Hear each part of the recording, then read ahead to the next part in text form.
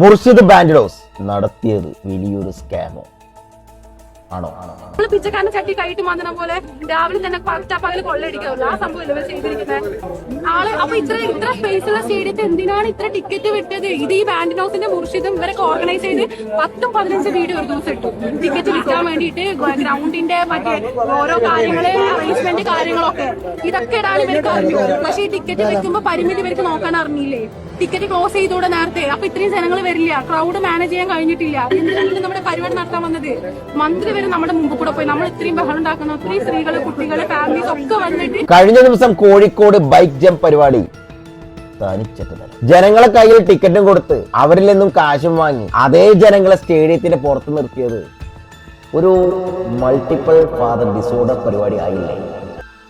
മുർഷിദേ, കേരളത്തിന്റെ പല സ്ഥലങ്ങളിൽ നിന്നും ട്രാവൽ ചെയ്ത് വന്നിട്ട് അതും ടിക്കറ്റും എടുത്തിട്ട് 1 മണിക്കൂറോളം ക്യൂ നിന്നിട്ടും സ്റ്റേഡിയം ഫുള്ള എന്ന് പറയണത് സ്കാം അല്ലേ? മുർഷിദിന്റെ ഈ പ്രോഗ്രാമിന് വേണ്ടി പ്രൊമോഷൻ അടക്കം ചെയ്ത ഇൻഫ്ലുവൻസസും ചെയ്തതും സ്കാമാണ്.